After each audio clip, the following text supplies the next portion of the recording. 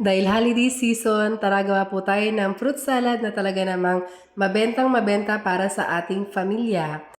Sa paggawa po ng salad, ginamit ko po rito ay 2 can ng 300 ml ng condensed milk. Kung iniisip nyo na matamis to dahil 2 can ng condensed milk yung nilagay natin, no guys, dahil marami naman po tayo ilalagay na fruits mamaya sa ating salad. 4 cans ng 130 ml of cream.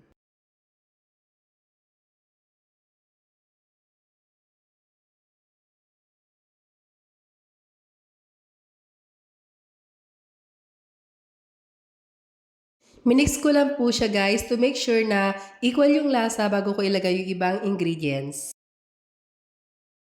Yan, lagay na po natin yung 836 grams ng fruit cocktail sa ating mixture.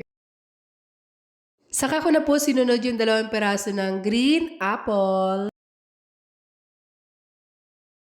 Nilagyan ko rin po siya ng 4 na pirasong red apple para colorful po ang ating salad. Sunod ko naman po siya nilagyan ng strawberry at grapes. Ito po ay para mas maraming prutas, mas healthy po ang ating salad. Guys, nasa sa inyo po yun kung anong prutas yung pwede nyo ilagay dito.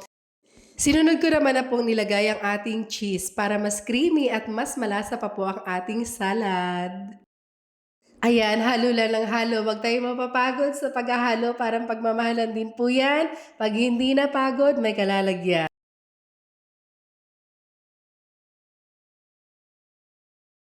Naglagay din po ako dito ng kaong. Color green na lang po yung nilagay ko kasi marami naman na po akong apple na kulay red na nailagay. So colorful na po siya tingnan.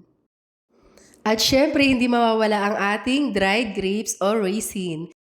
At ayan na po guys, pwede na po siya natin ilagay sa ref ng 1 hanggang 3 oras. At ayan na, ready to serve na po siya guys. Sobrang sarap po nito guys at napaka-healthy. I'm sure magugustuhan to ng ating pamilya. Kain po tayo. Tingnan nyo naman, takam na takam po ako dito sa aking pagkain kasi sobrang nasarapan po ako dito. Kung nandito yung mga anak ko, naku, magugustuhan talaga nila to. Pag uwi ko ng Pinas, gagawan ko sila nito guys dahil paborito to ng nanay ko at lalong-lalo na ng aking mga anak. Thank you for watching guys!